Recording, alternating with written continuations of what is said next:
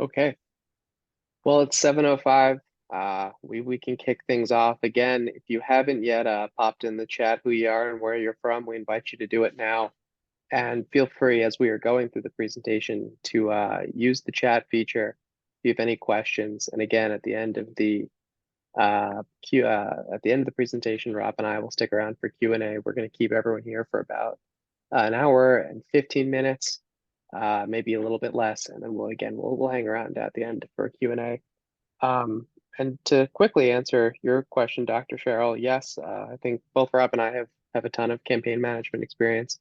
We'll get to that in our self introductions. But before that, let's break things down a little bit. So first and foremost, thank you guys all for coming here tonight.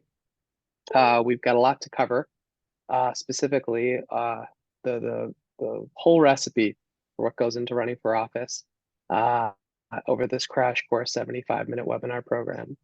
So we're going to start with a little bit about why we're all here, intros and bios about Rob and myself, as well as the organization that we represent called Good Party. And Rob will give you some info about the theory of change for our organization. But first and foremost, I think it's important to acknowledge what has united us all here tonight. We're calling in from different parts of the country. I'm sure we have our own stories that and points of view for different things and different issues, and are there's potentially a lot of differences and healthy differences about the people on this call tonight, just from the experiences that Rob and I have had of running these in the past. But what is uniting about us is that we are here because we are fed up and frustrated with the status quo in our politics, and are looking to find ways to offer competitive alternatives to the two-party duopoly that is dominated up and down the ballot by Democrats and Republicans who've corrupted our political system. And at the end of this webinar program, you will have access to the knowledge and training to understand not just how to run for office, but even to make the determined understanding of what goes into running for office, right? To make the decision on whether or not a run for office might be in your immediate future. So we'll break down kind of the course that we've split into 3 segments. We start with the why, which is the foundational piece of any campaign, and what can often be the thing that makes or breaks a campaign, and is an answer to a very simple question, which we'll get into in a minute. And that also includes information about our why as an organization. Why are we making free technology that we make available to independent candidates who are running for offices like US Senate all the way down to state and local offices? How do we take that experience and translate it to each person's individual why on this call? What is your reason to consider running for office? And how do you tell that story in a way that's going to connect with voters? Once you have that, you can go down the rabbit hole into sort of the meat and potatoes of campaign planning. How do you build a competitive and viable campaign strategy that's going to help you win your election? And what are the core pieces that go into that, whether it's path to victory, messaging, and the key dates and deadlines that you have to organize around? And finally, what is the bare bones of a campaign organization? Who are the key people and the key roles that need to be filled on a campaign? As well as how do you understand what is needed to raise in terms of resource in order to achieve your campaign goals? At the end of the presentation, we can put that all together and talk about how to make the ultimate next step of considering running for office or making the decision to run for office, and how our tools along the way throughout the presentation will show you how our tools can help you in that process. Again, at the end of the presentation, we'll stick around for Q&A. I'm sure there will be questions. If you've got any sort of big ticket items, you can save them for the end of the Q&A. And of course, you can use the chat throughout the presentation to ask questions that are maybe specific to the topic that we're discussing as we're going through the presentation itself. First and foremost, it's important to understand who we are. So I can kick us off with a self-intro of my own. My name is Jared Alper. I'm Good Party's political director. And I've spent the last 10 years of my career, my entire career, running campaigns and trying to help reform our political system. I started in the democracy reform space, trying to build an infrastructure that can help competitive candidates compete in our political system who didn't have to necessarily rely on the infrastructure provided by the two parties. And at the 2018 election cycle, became very, very focused on helping elect independents across the country. So I have worked and run many campaigns for the United States Senate, in the US House of Representatives, but I've also run in about 14 states, races for state legislature, local campaigns for races like town council and mayor. And since 2020, at the end of the presidential election cycle, I got connected to Good Party, and I've been working with them ever since to help develop the technology that we're building and put it in the hands of people who are running for office so that they can make the highest and best use of this free tech that we're building for them. And with that, I will turn it over to the deceptively short Rob Booth, who is my co-pilot on any and all things political here at Good Party. And Rob can tell you a little bit about who he is, why he's here, and why he's making that face in his picture. I am Rob Booth. Jared always likes to try to throw me off key a little bit by joking that I'm short because he is a descendant of hobbits, whereas I am from a long striding tradition of hill people. But I'm the national. I'm the field and mobilization director at Good Party.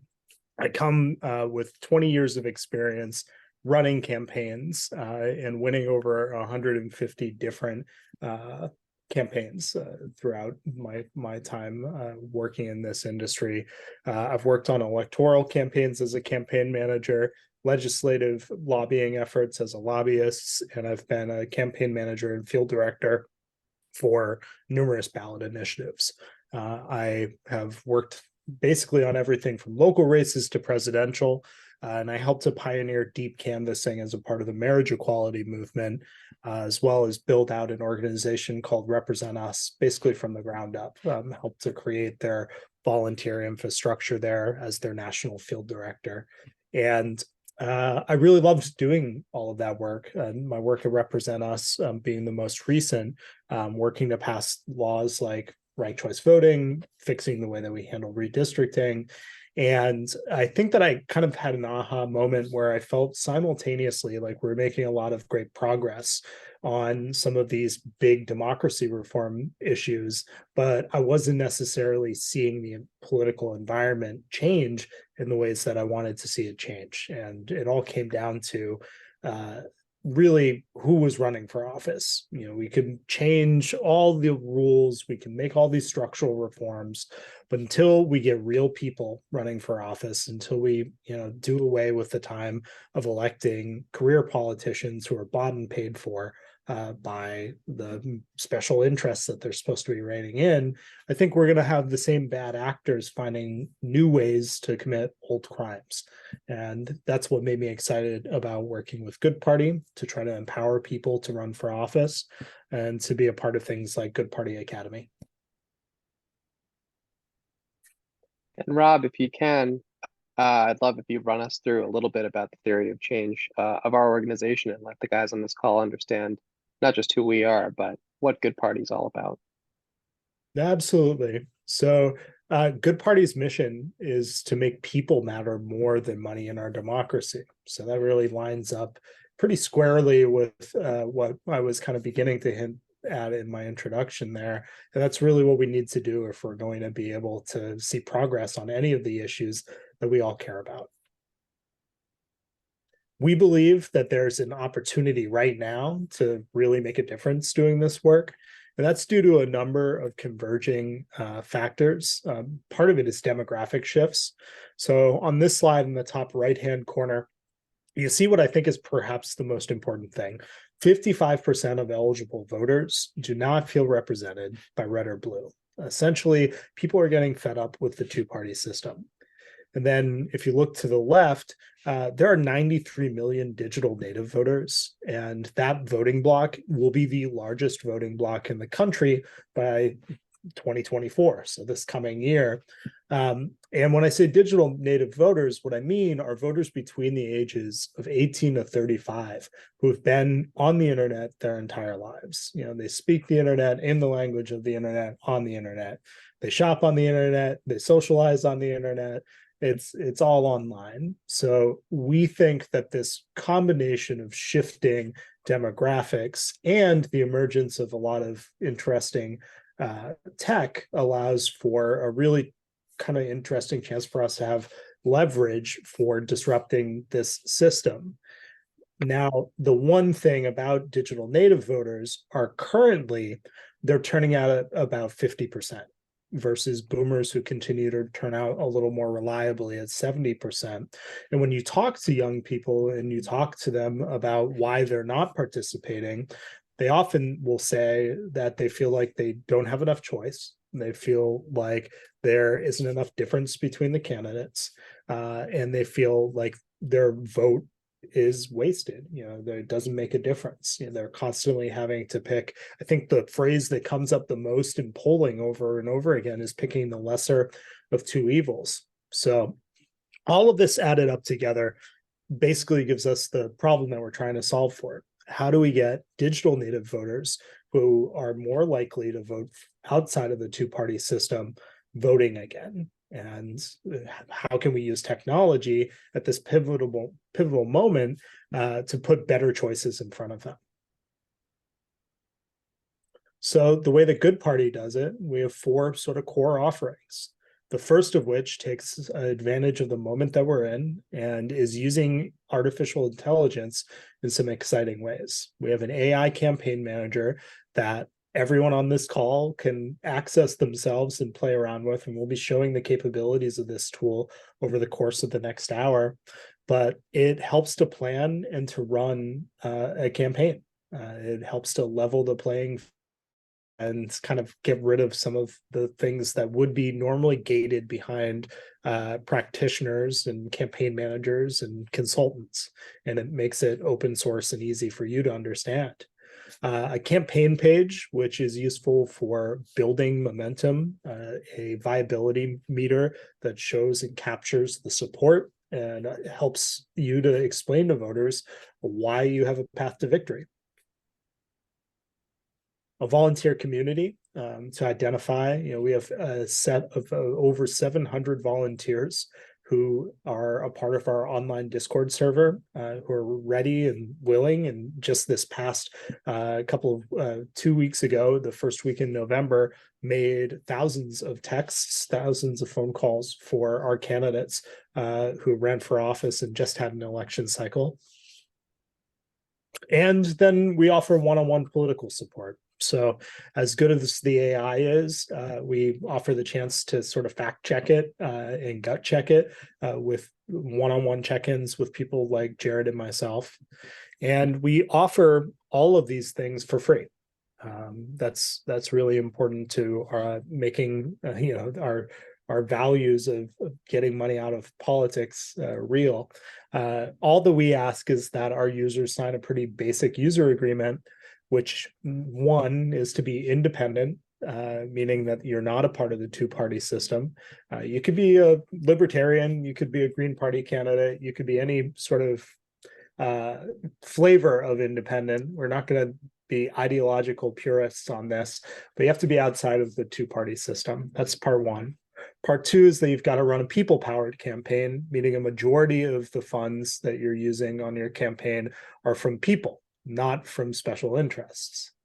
And you have to be an anti-corruption candidate. So meaning that you will remain transparent to your constituents and promote competition and choice in your elections. And then the final piece here, and this is another key piece, you need to maintain a minimum standard of civility, meaning no hate speech. We don't want to be platforming anyone who's going to bring ugly rhetoric into a space that is already full of ugly rhetoric. This previews, go back. This page here previews the AI campaign manager. These are a couple of screen grabs. The campaign manager really has three distinct sort of functions to it. The first is actually building that campaign plan, everything from who you need to talk to, how many votes is it going to take to win, what messages might resonate best, what sort of strategic way can you present yourself to voters. The second part is the campaign tracker, which will take real inputs like how many doors you've knocked, how many calls you've made, how many online impressions you've garnered through your social media posts or through earned media, and lets you know, if part one is the plan, part two is how are you doing against that plan? Are you on track or off track in terms of doing what you need to do to win your campaign? Then the third section is my content. That is perhaps to me the most interesting and, as a practitioner, powerful section. This takes best practices from consultants, from campaign managers, people like Jared and I, and it makes it so off of collecting very basic information from you, it will auto-generate for you press releases, call scripts, suggested social media posts. It is a total time saver for campaign staff and for candidates alike. This next page here is just a snapshot of our Discord server, which I mentioned. It's really cool. Like 700 people, as I said before, who are having conversations, who are building community. We're going to be airing, I think, tonight a film screening of An Unreasonable Man, and just sort of building the community, as well as launching all of our volunteer actions out of this space. And we'll share a link for all of you to join the Discord at the end of this call. But in short, we believe that digital natives care. We think that they are sort of the key to being able to win and change the two-party system for good. They just need fresh tools and better choices if they're going to participate. And if we can present those things, taking advantage of technology as a lever, that's how we will end the two-party system for good. So that's our flash version of our theory of change. And we look forward to digging into the tools a little bit more. So when we talk about fresh tools and better choices, and we do focus, the majority of this presentation on how to go through your own political journey and become a competitive alternative to the two parties and the best practices that go into running for office, and of course how our tools can plug into that. A lot of that experience is a process, and that process decides in the very formative stages, or is built on the very formative stages of what goes into deciding to run for office. And the first question that I will ever ask candidates, that Rob will ever ask candidates, or people who are considering, voting for a candidate or working with a candidate, it is the most frequently asked question that someone who is running for office and therefore considering running for office will often get, is what should be a pretty basic one, right? Why are you running for office? It's a question that is sometimes wrought with peril. Being able to answer and understand why you're running and communicating that why to someone is not quite as simple as it might be. And as we'll show you in a few minutes, it is in fact something that has tripped up many a candidate for the highest office in the country, the presidency, on more than one occasion, and famously so when it happens. So the question is, well, what goes into a compelling why statement? How can you tell other people and also understand in your own sense how to best communicate the why behind the decision to run? A lot of that starts with your mission and motivation, right? What has been the inspiration for you or for others for you to make a pretty big decision, a big life decision, sometimes life altering decision, to consider running for public office and serving other people? What are the values and the beliefs that have guided that decision-making process, and not just the decision to run for office, but oftentimes the values and beliefs that have guided you up to date in your life so far? Most elections are about about a choice, and central to that choice is, how do you describe your vision for the future and the change that you want to see made in your community? And finally, what is the personal story and experience that has informed your perspective as a person, as potentially an employee or a business owner, and as ultimately as a political candidate? And oftentimes, what we say about campaigns is that it's a very much a storytelling exercise. And being able to understand your why is an exercise in how do you frame your campaign story and help people understand in many ways that you are sort of the protagonist of your story and your campaign. So what we'll show you here is a clip gone wrong. This is for those who don't, who don't immediately recognize this figure, this is Ted Kennedy, the younger brother of President John F. Kennedy and Attorney General Robert F. Kennedy, and U.S. Senator Robert F. Kennedy, and Ted Kennedy, who himself ended up becoming a U.S. Senator. And not everyone might remember, he also wanted to be the president of the United States and was at a time considered the front runner to be his party's nominee, at least, for president of the United States. And then he was asked the question, why do you want to be president? And so what I will do is I'm going to play this video. And as you're watching it, and as you are reacting to it, feel free to post in the chat. And in fact, I encourage you to post in the chat your sort of gut reaction to this person who has been prepared for and is ultimately going to run for president of the United States, and what in particular stands out to you about this video. On the stump, Kennedy can be dominating, imposing, and masterful. But off the stump, in personal interviews, he can become stilted, elliptical, and at times appear as if he really doesn't want America to get to know him.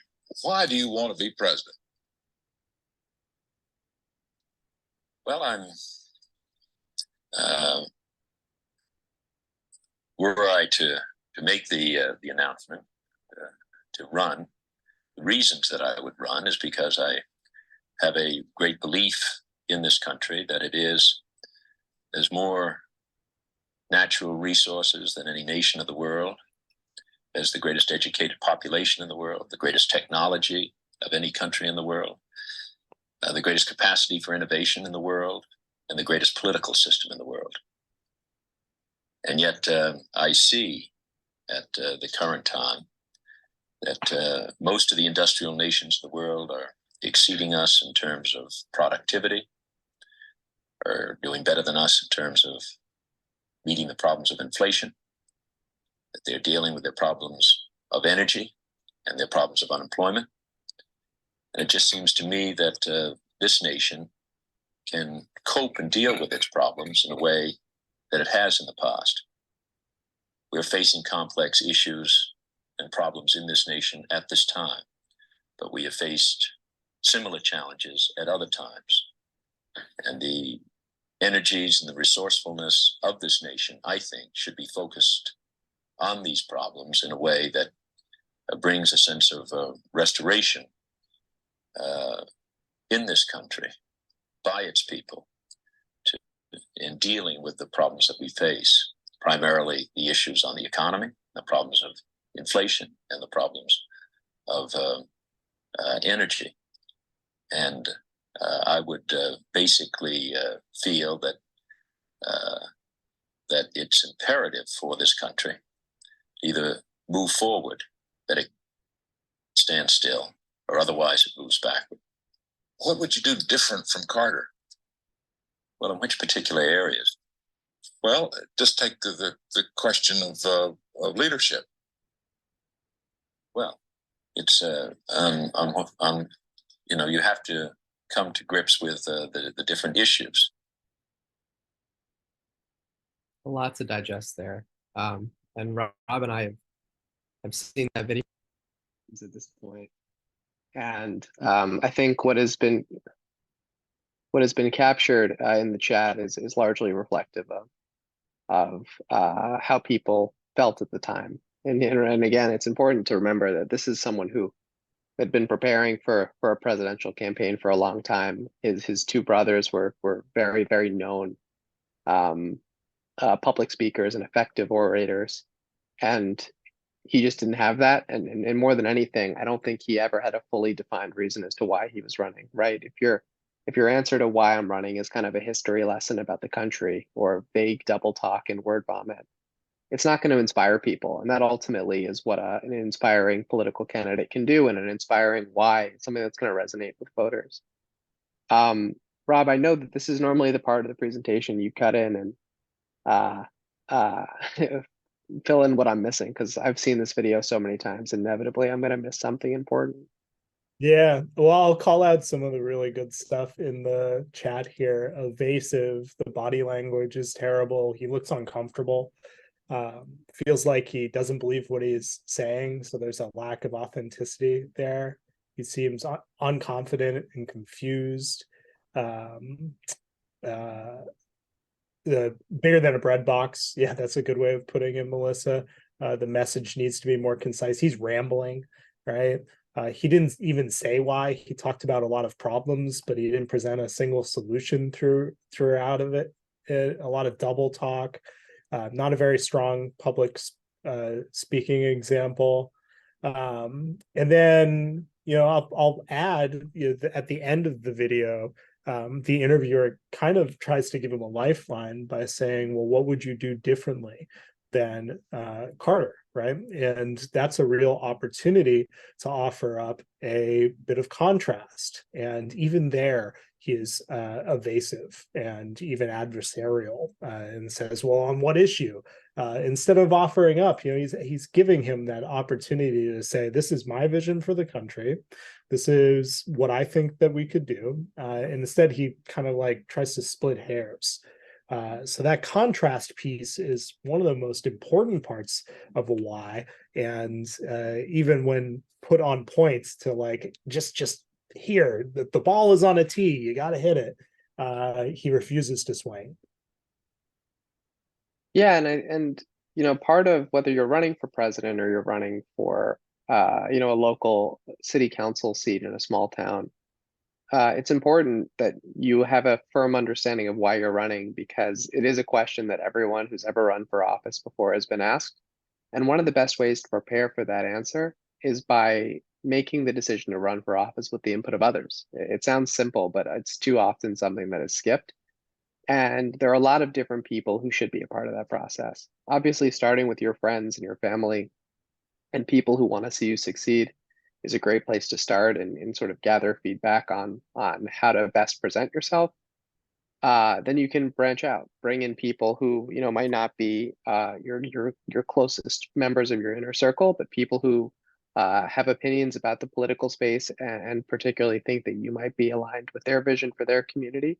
And then you can even branch out further. And this is again how you form like the quote unquote kitchen cabinet of people who form the bones of a campaign. You can talk to people who've held elected office in the past or people who've run for office and get a sense from them about what the experience is like. You could even talk to people like Rob and I, right, who are not necessarily candidates, but are people who've worked with a ton of candidates who are sort of used to, who our antennas go up where we see the Ted Kennedy landmine come in, and we try and help candidates ground themselves in their why and find their authentic reason for running. And whatever your why is, one of the most important things is that it is aligned with the office that you're considering running for, and that office that you're considering running for is also aligned with the why that goes into running for office in the first place. And that starts first and foremost with just understanding if in fact you're eligible and qualified to run for the offices that you're considering for, whether that's the sort of the restrictions and the requirements that are around age and residency or citizenship, but also about the job requirements and skills that go into holding that elected office. The example we often point to is that that's not the end of Ted Kennedy in that video clip. He didn't end up becoming president, but he became a very, very effective United States senator who authored hundreds of pieces of unique legislation and was known for being a negotiator and deal maker. His skill set and his abilities were much more grounded in the legislative branch of government. And in this case, that could be the US Senate or a city council or a state legislature versus sort of the executive skill set that comes with being a president, a governor, or a mayor. So being able to candidly identify kind of where your strengths are and align them with the positions that are available to you is an important piece of the journey. We're happy to help with that, of course, as well as identify, the scale of difficulty that goes into an election. Not everyone's first campaign should be for president or for the US House. It's important to take a step back sometimes from the excitement and enthusiasm that often comes with, hey, I'm going to run for office, but also look at the opportunities that are out there and make sure that right off the bat, you're positioning yourself for success. More importantly than anything, though, it's critical that whatever office you choose is deeply resonative with your why.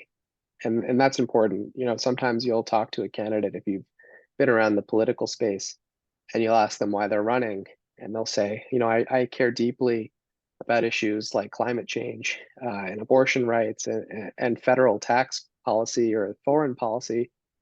And you'll say, totally understand that, but you're running for, municipal office. Even if you were to be elected, you have no power or authority on any of the issues you just laid out.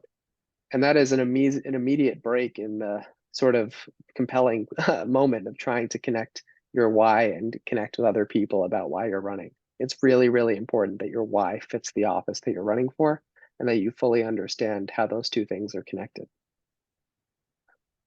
So we break up here. This is Rob in the flesh, and I'll pop over to him and let him kind of break down what goes into his personal why and why this is such an effective example of how to explain to people in a world where he was running for office, how he could pitch and frame his why behind running for an office like the mayor of Portland. I'll put it on the screen here, Rob, if you want to read through it. Yeah. So you can see sort of some of the key ingredients bolded here for this entire speech. But as a lifelong Mainer and political organizer, I've spent my entire career working to make the American dream a reality for all. After watching my sister navigate a cancer diagnosis without healthcare in high school, I fought for national healthcare reform. When my war hero brother passed away closeted, I worked to pass marriage equality and repeal Don't Ask, Don't Tell. And for the last decade, I've worked to protect our democracy and promote access to the ballot as the national field director for Represent Us. When I see big problems, I can't help but try to fix them. And that is why I'm running for mayor of Portland.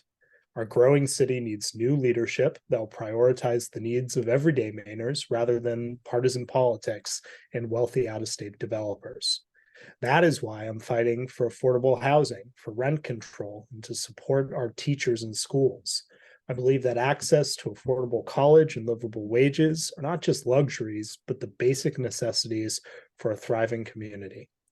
My opponent comes from the Democratic Party establishment and has a record of supporting big money special interests over working families. It's time for a change. And with your support, we can bring new ideas and fresh perspective to City Hall that'll benefit all Mainers. So that's the little mock speech there. And a couple of the things that I think work with this.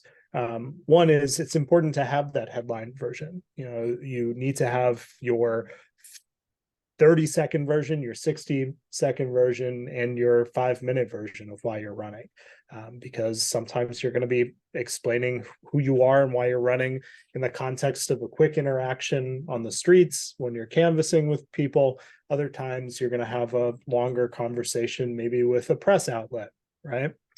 You share your qualifications. Who are you? What is sort of your resume? But if you leave it at just your qualifications without injecting a little bit of who you are as a person, it's going to fall flat.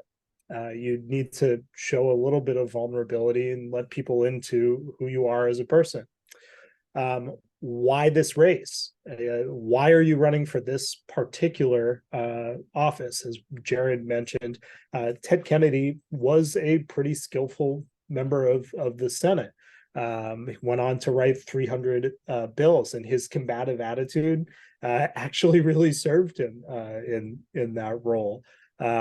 So why are you a perfect fit for this particular job opening? And what will you do? So again, this gets to the vision piece. What are the policies that you would press forward with? And then finally, on contrast, I mentioned the importance of contrast before in the context of that Kennedy clip. But with contrast, this doesn't mean dragging your opponent. This doesn't mean, mudslinging in any way. You can let the record sort of speak for itself.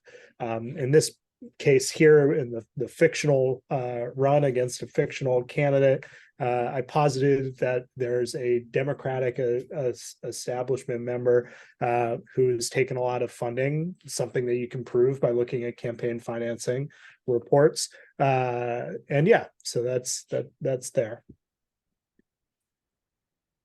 I see some talk about the Chappaquiddick incident, which the timelines here might be a little off. The Chappaquiddick incident happened in 1969. and put an end to Kennedy, who was rumored to be running for president in 1970, following giving his eulogy for his brothers. It certainly was surfaced again in the context of the 1980 run, but the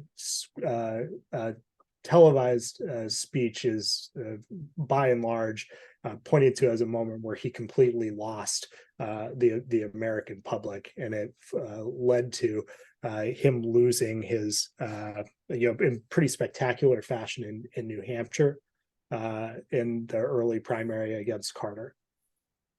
Well, there isn't an AI for the Chappaquiddick incident, so far as I know, but what I will tell you is there is an AI for running for office.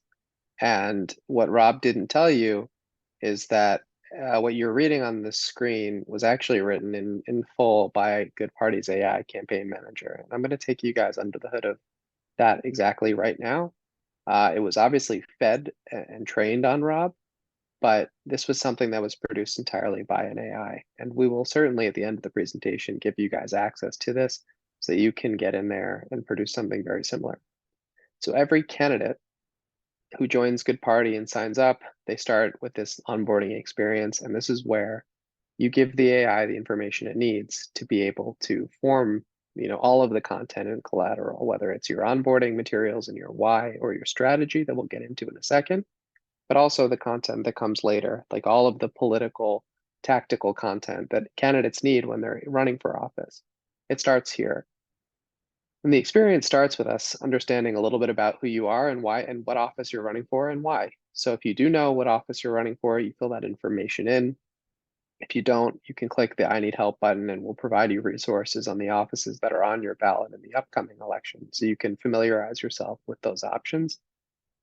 You add issues. If you aren't familiar with any issues, we have a growing list of things that we can anticipate might resonate with voters in your community. But most people, I think, have a sense for what's getting them into the race to begin with, and you fill that out and populate it here. From there, we collect some biographical information about you. What's your day job? And this is the meatiest one of them all. Why are you running for office? And this is where, in my experience, people tend to get very biographical. Like, I did this, I did that, I was born here, I went to high school here. That's all important stuff. It's all part of your sort of life story. But I would really focus and try and take the time and be thoughtful about why you may have acted the way you did, or why you took the job that you took, or what inspired you to go on that trip that might have changed your life.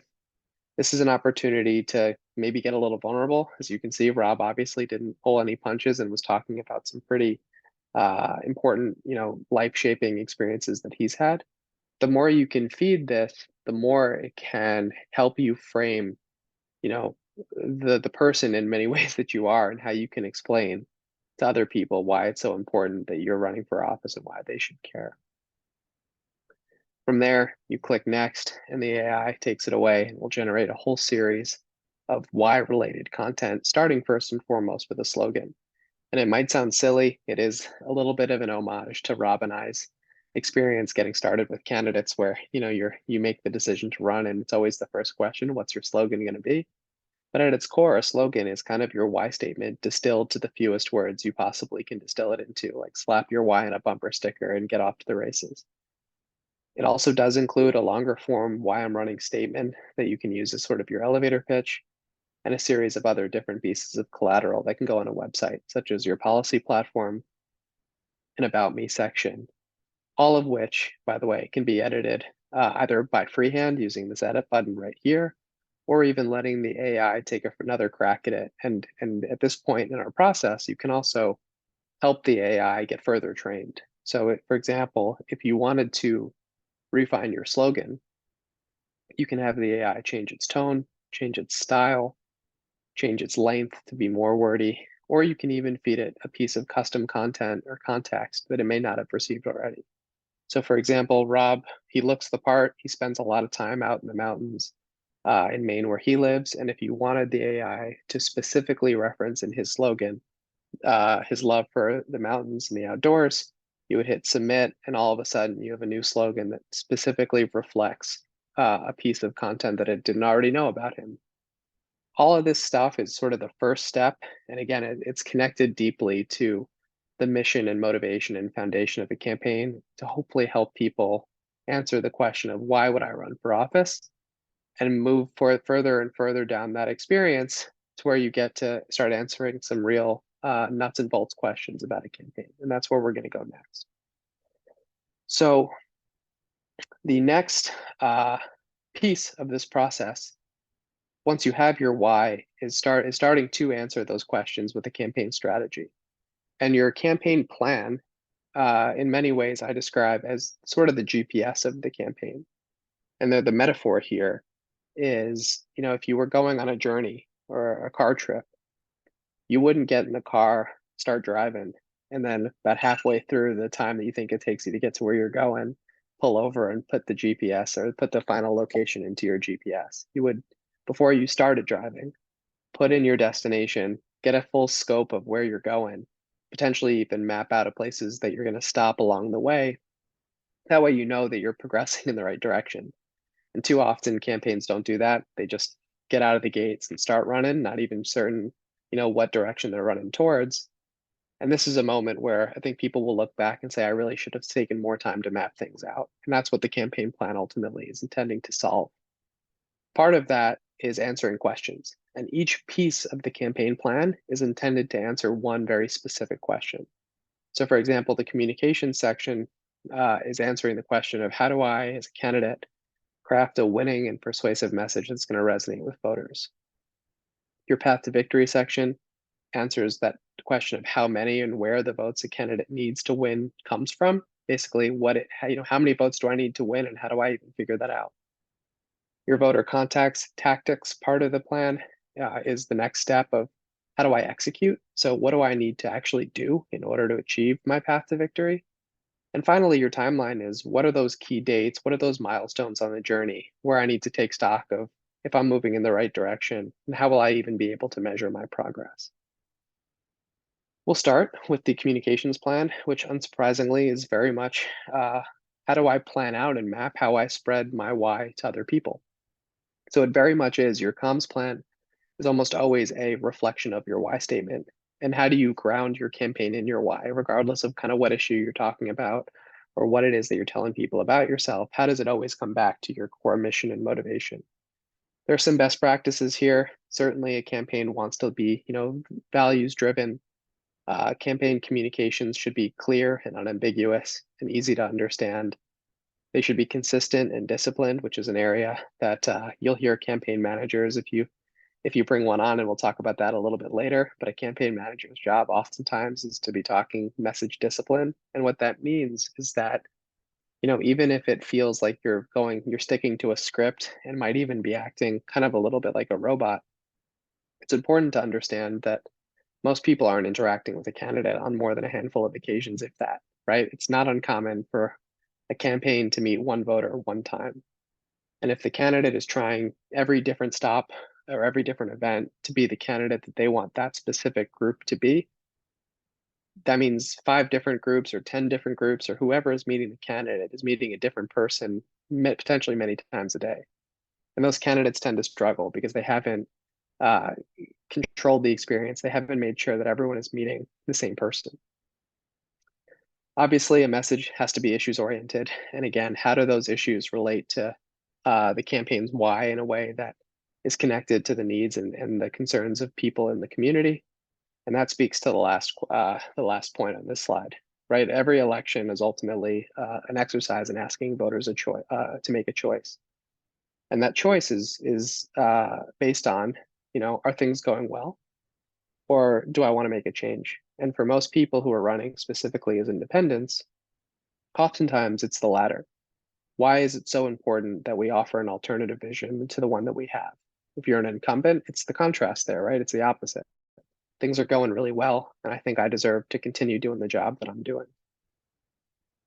So what you're looking at on this screen is what's called a Tully box, and it's a classical political tool that helps candidates and campaigns map out sort of the full scope of what a political message looks like. And you'll see that it's split into 4 sections. I like to think of it as sort of 2 halves, the left half and the right half. And each box is intended to prepare your candidate on how to define the race in terms favorable to them and or how to anticipate what your opponent might be doing.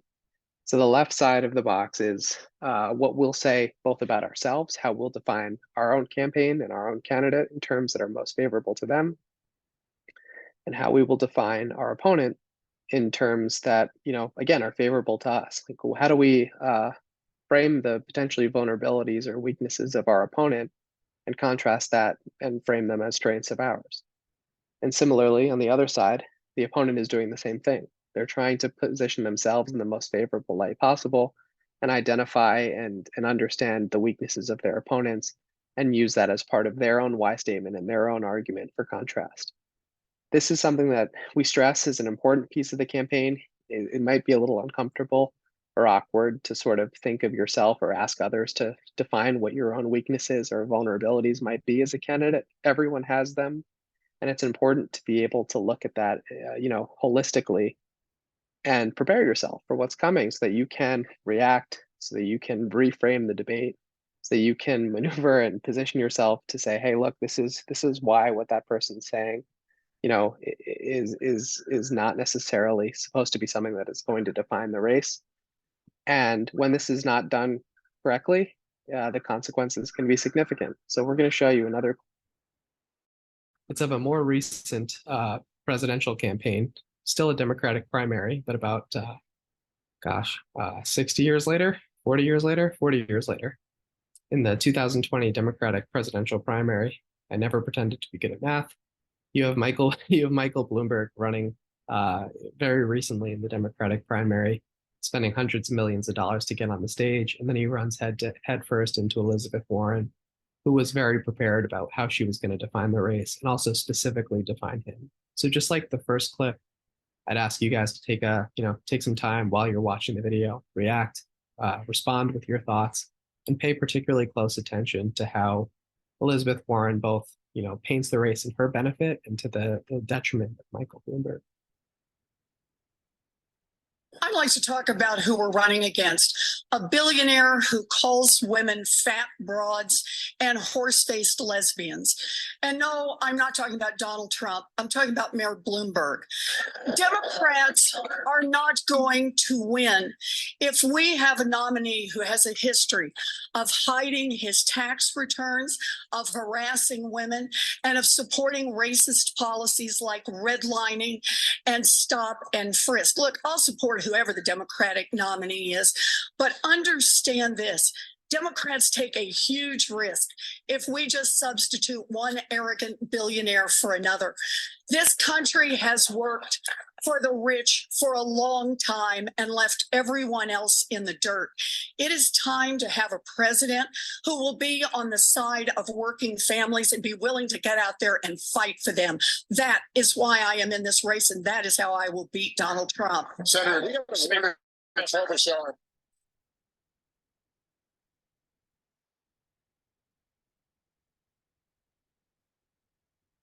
So just like we said, take a second, reflect on what you just heard. But I think it's very clear that Warren was trying to tie Bloomberg to Donald Trump. And just like David said, is the misogynistic billionaire Democratic version of the person that all of those Democrats on stage were running against, right? That was a race to beat Donald Trump. And Warren kind of just put him on the stage in the form of Michael Bloomberg. And just like I'm seeing in the comments, for all the money that he spent in that primary, Mayor Bloomberg was not well prepared to defend himself. And we don't show the entire debate, but it doesn't get better for him. He kind of just stays there like a fish out of water or a deer in headlights, reacting, but not able to defend against the things that she was saying, able to try and reframe the attack and talk about why he was on the stage to begin with. He just took it on the chin, and he didn't stay on the stage a lot longer than that debate. So in the spirit of reciprocity and to, again, showcase the AI, I'll be the guinea pig this time. And I break up a Tully box of what it would look like for me as a campaign if I were to run against my local city council member here in New York. The important context here is that the incumbent member of the council has been there since 2002.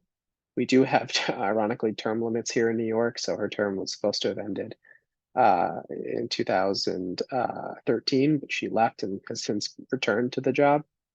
So unsurprisingly, I'm someone who would lean into that, right? I'm not a career politician. I've worked outside of the political system trying to reform our political process.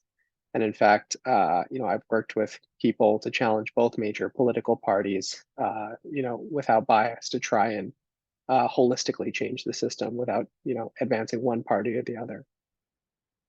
And adversely, I would try and paint this race as myself running against a career politician who's also a partisan, someone who's been in office for too long, who has spent an entire career in the political space and who's now not quite representing the younger generation as she's in her mid 70s, and who is out of touch. Right, there's many concerns that haven't gotten better in the city, and my argument would be it's time to change things as they are in favor of someone who's going to shake things up for the better.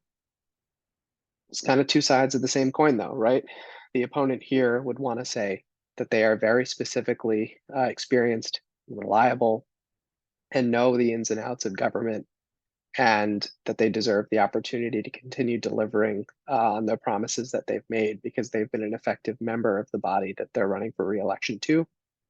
And my outsider status, which I would frame as a positive, is used against me as a negative. Someone who is not experienced in government, who has never held elected office, and is frankly just a pretty young guy, has no business taking on a leadership role at a time when we've got a lot of important problems to solve. And it's not the time to make a change when we've got a lot of things that need to be taken care of, and that experience is going to deliver that. So as you'll see, right, it's kind of one coin, and you're just trying to understand and flip and make sure the coin lands on the side that's most favorable to you. And that takes a lot of planning, a lot of work, but it's not just about message. So in addition to forming a good campaign message, it's important to be able to understand, who you're talking to. And this is a part of the tool that we're especially proud of because we have access to a lot of the data that helps power this tool. But it's important that candidates can speak coherently on what their path to victory is, because it again is another question that gets asked a lot, like, how are you going to do this? That process truly just starts with pulling numbers. So first and foremost, how many registered voters live in your district? How many of them are likely to turn out in the upcoming election? And that's oftentimes based on how many of them have voted in the past. What's your win number and your vote goal? Those are two related but different numbers, right? The win number is what's the slimmest number of votes you can get and still win the election. So if 10,000 people are going to vote, your win number is 5,001. But it's important to shoot for a little bit more than that, because if 10,200 people vote, you're losing that election by 99 votes instead of winning it by 1 vote. So we encourage candidates to build in a margin of anywhere of 2.5% to 3% just to be safe. And that's the number you're ultimately planning for. Once you have those numbers, you can build your path out. And your path to victory is a sort of a slice and dice of your community, built on issues. What are the issues that are uniquely you're able to speak to, that are authentic to your campaign and will connect with people, and are hopefully the core issues that the community wants to see answered? The demographics of your voters, right? You can build a path to victory that's based on, political demographics. If you're a young person, maybe you're trying to speak heavily to young voters, or if you're an older person, maybe you're leaning into older voters. Being able to build coalitions that way is important. And also understanding what your opponent's likely going to do too, right? And how have they served their community to date? So a candidate, who has been in office for a long time has probably made a lot of promises. And this is the piece of the campaign process where people generally go out into the community to fish for that kind of information. Talk to friends, talk to family, go to coffee shops, get a sense for how people feel about the incumbent. Do they even know who they are? What are the issues that they care most about? Do they think that their municipal government or their city government or their state government has done a good job of answering those concerns? All of this stuff is things that you bank away as you continue to flesh out your path. Once you have your path, you can start mapping out what are you going to do to achieve them. And for people who have experienced an election recently, there were many on November the 7th of this year. You were probably the recipient of, whether you wanted to or not, of a political tactic. And they come in all different shapes and sizes, TV ads, social media ads, mail pieces, texts, calls. All of those things are examples of ways that campaigns try to get in front of voters, try to get their message out there. And all of this stuff is targeted, right? It's important once you have your path to victory to understand who you're talking to and what the most effective way to talk to them. If you're an older person, for example, or you're leaning heavily on older voters, you might put up ads in the local newspaper or go up on radio. If you're trying to lean into young people, you may totally ignore all of that and just spend all of your money talking to people on TikTok. There's not necessarily a right or a wrong answer, but it's important that your tactics, and oftentimes you're doing a combination of them, are connected to the communities and the coalitions that you're trying to build. And finally, and what sometimes is regarded as the driest part of a campaign plan and glossed over, the timeline's important. What are the milestones in the journey that you need to take note of? You can't just say, hey, I'm going to arrive at the final destination on November 7, 2023, and not check in to progress things as they're going along. Most campaigns do set goals around things like early voting, maybe holidays like Labor Day and the 4th of July are big ones for campaigns, ballot access goals, all of this stuff. AI takes a huge responsibility, and our AI in particular works to help map out the roadmap. But it's important that candidates, think carefully about where they anticipate they want to be. You don't want to be checking into, map progress on your campaign and realize that it's 10 days to an election and you're not exactly where you thought you wanted to be. So a timeline more than anything helps build accountability into a campaign and make sure that things are staying organized. And the tool, like I said, helps do a lot of that. So we'll click back to our demo and go to the what is the second card of the onboarding. It's a little bit less than the first one where you're talking a lot about yourself. And at this point in the process, you're telling us a little bit about who you're running against and the date of your election, right? At this point, you should have an understanding at least of what office you want to run for, who your opponent is. You can look up even just their information if they're an incumbent from their government website and try and not bias the AI too much. And at this point also, we get notified and put in the voter data that will help inform your path to victory. And from there, you get access to our whole dashboard as well as our Good Party campaign plan. So what a campaign plan looks like, right? We map out how many people we anticipate are going to vote in any given election and examples of the different formulas that you can put together in order to achieve your win number. So in the case of Rob running for mayor of Portland, where 15,300 people are likely to vote, he needs 9,000 independents, 300 Republicans, 4,300 Democrats. And here are all the different ways that he can do that in order to reach them, and specifically dates to get aware of, right? Early voting and mail-in voting in many communities have become the sort of epicenter of politics. It's really, really important to be able to mark that date down and organize around it so that you're not, that you're potentially winning or putting yourself in a good position before election day to achieve your campaign goals. So I've done a lot of talking. I'm going to kick it over to Rob for a second, where he can kind of break down the who that goes into a campaign and specifically answer that big question of, well, what exactly is the role of a candidate, which many of you might be wondering right about this time in our presentation. Yeah, so the tool's all well and good, but the candidate is still at the sort of heart of the campaign. The candidate is key for setting the tone of the campaign, picking the policies that are going to be at the center of all of the messaging.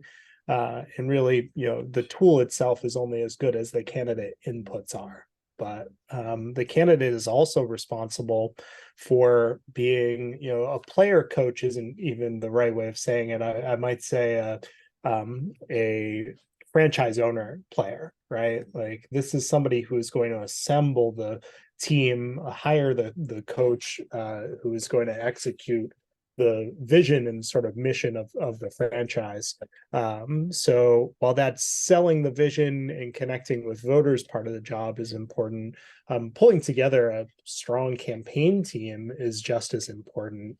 And then ultimately, I think that a candidate is the asker in chief. They are responsible for asking for money.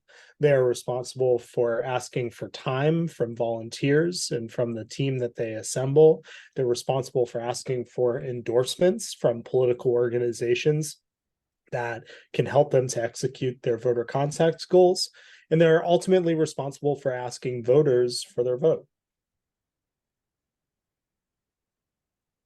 So the team that they build out and sort of empower to run the campaign on their behalf is a critical part of what the campaign manager pulls together. And I always like to make a point of saying that every campaign is different, and not every campaign should be a huge operation.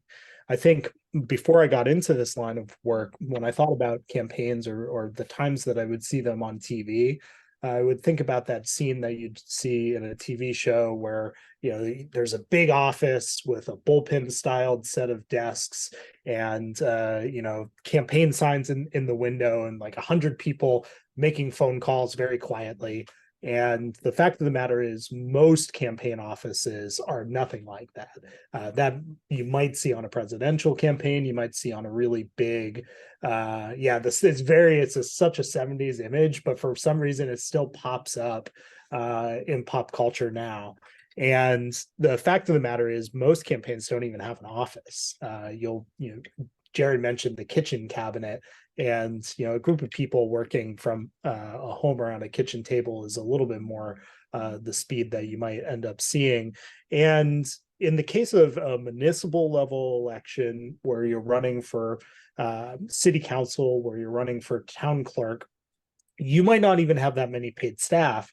You might really rely on friends, family, volunteer, or possibly vendors in part-time support to help you with your campaign.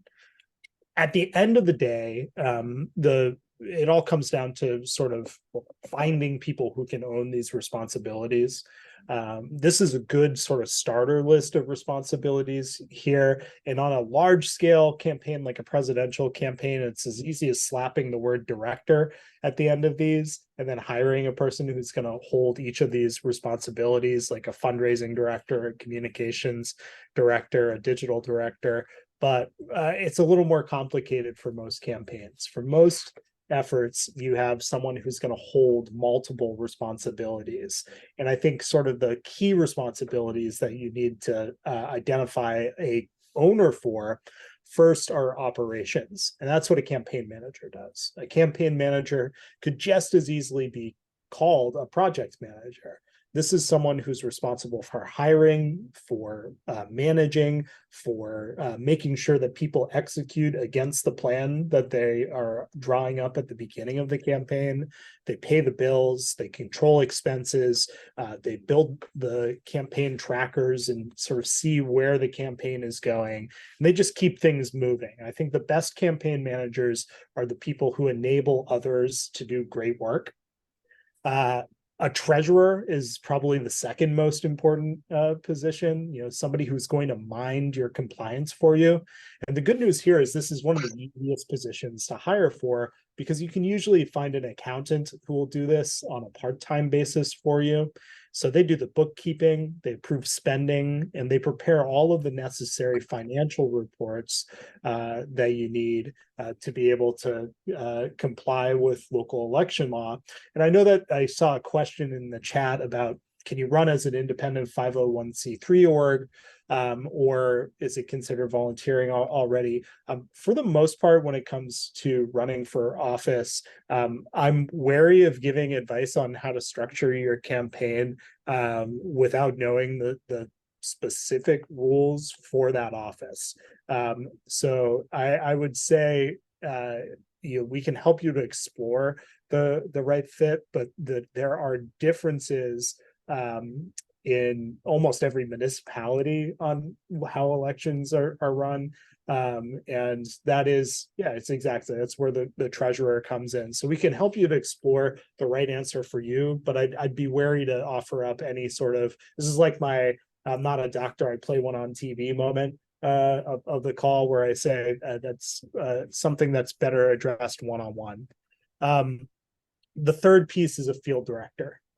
This is, if I only had funding to hire a campaign manager, a treasurer, and one other person, I'd probably hire a field director, because the field director is responsible for mobilizing and building relationships with volunteers. They are able to sort of unlock more potential by way of cost savings because they find the people who are passionate enough about your campaign to do work for free. Sort of the lifeblood of the effort. And they recruit, they train your volunteers, and they help to lead voter contacts. We oftentimes say that voter contact should be 65 to 70% of your overall budget. And that can be registering voters, doing door to door, that could be phone banks, that could be staffing polls. So that is sort of the key there.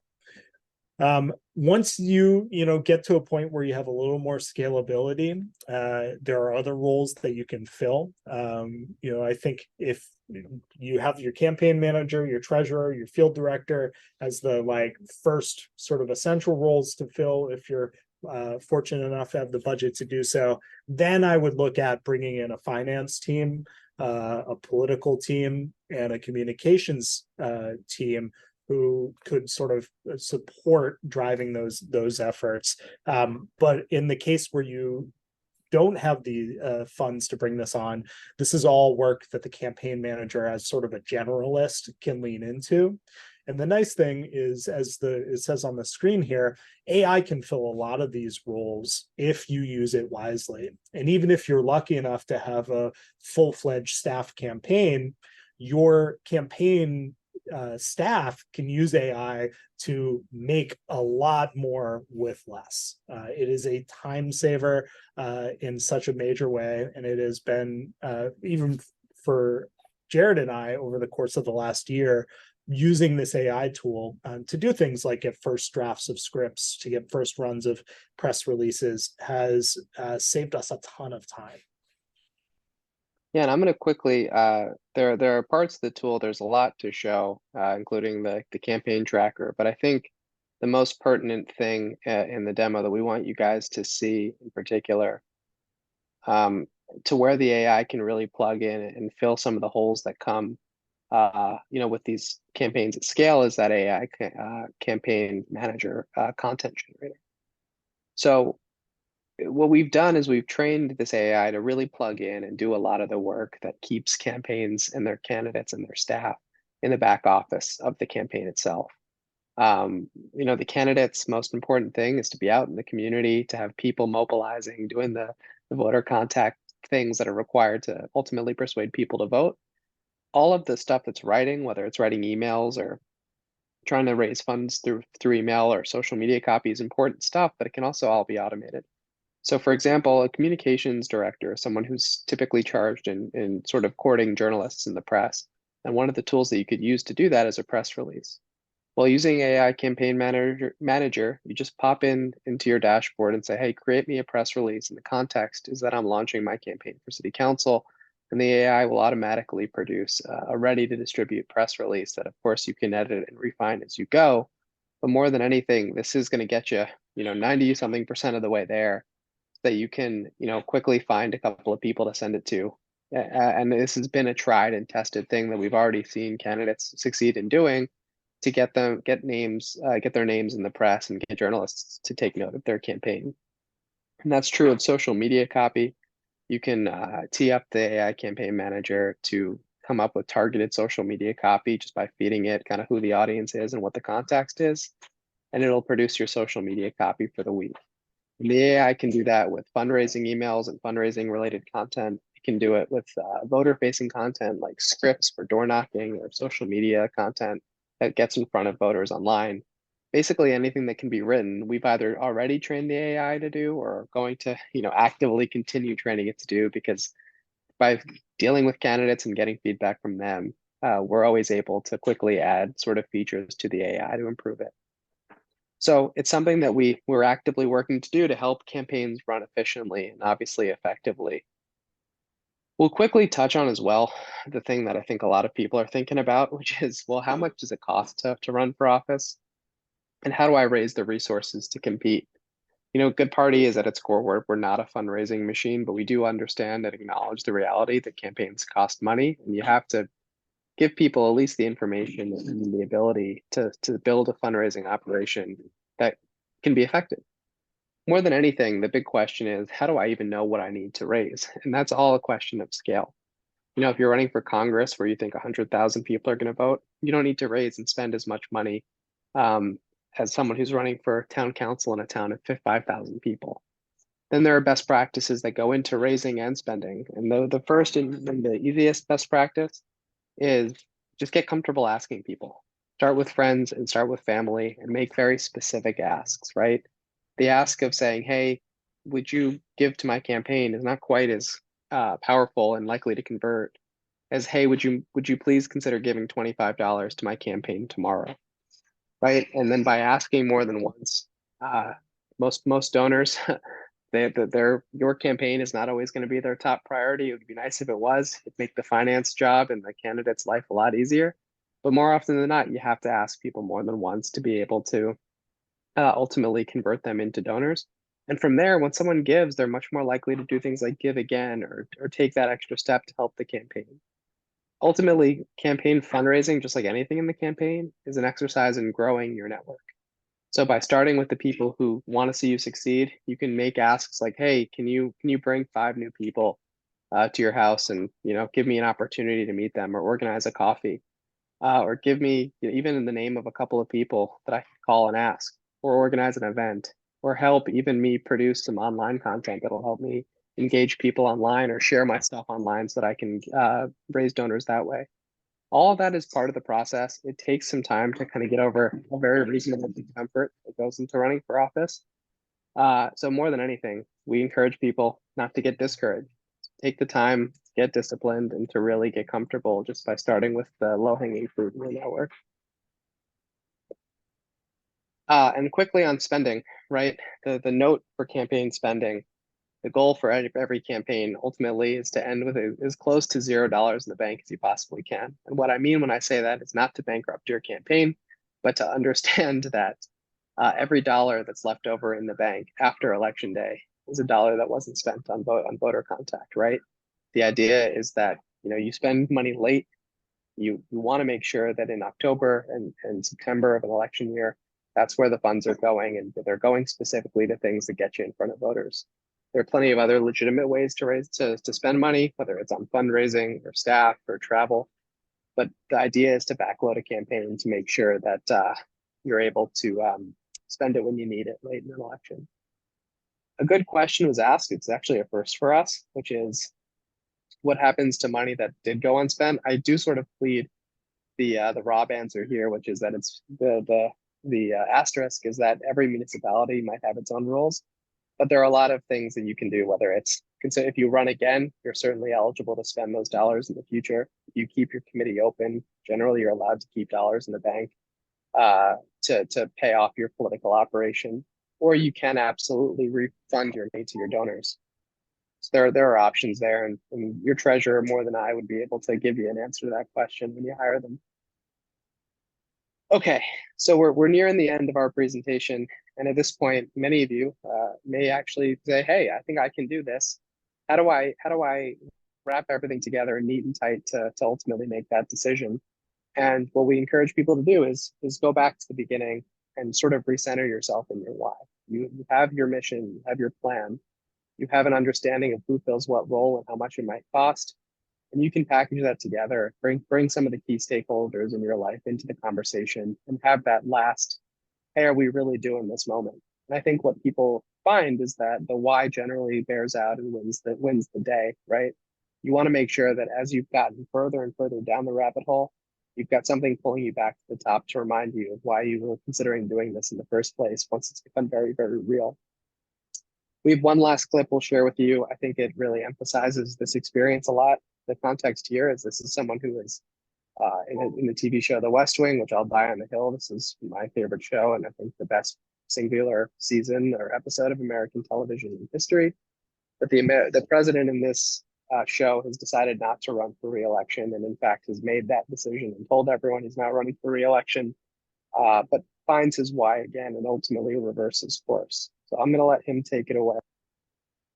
There's videos. If anything sticks out, feel free to put it in the chat, and you'll see. So to me, that's it doesn't have to be to that exact extent or that scale. But that I think is a conversation that people can relate with because it's someone who in many ways rediscovered, when they were lost and they might have felt overwhelmed about the things that they were, realizing about running for office. They rediscovered ultimately what convinced them to do it in the first place. And it was a motivating thing to ultimately decide to run for re-election. So we have one last portion of our presentation for you. I'm just trying to quickly dig up the resource that you guys will need in order to do that. And that is the spoiler here is to book a meeting with me. But Rob, or we have one other person on our team on this call. If you happen to have the link in front of you, you can pull it up. That'd be helpful, just as I can finish up this presentation with the people on the call. But the action that we'll ask you guys to take, if you're considering running for office, is to get into our tool and to ultimately book a meeting with me to discuss it. And in that meeting, what we are going to go through is what happens next if you choose to run for office. We touch on the things that help get a campaign off the ground, such as compliance, which is kind of the real meat and potatoes of opening up accounts and getting the campaign recognized as an entity. How do you set up your media that you're going to use to get the campaign off the ground on all the different platforms and the website, as well as what's the next steps for ballot access, which is something that is pretty technical and can be an important make or break period on the campaign. We cover all of that in the meeting, as well as the campaign plan that has been produced for you by the AI. So that's the next step. If you're interested in continuing to explore run for office, we've sent you access to the tool. Get into our AI campaign manager and you'll complete up to the 4th step in the onboarding process. At that point, you'll be prompted to book that meeting with me where we can go over across 30 minutes. So certainly a little bit more about why you're running, but also the opportunity that's been presented to you.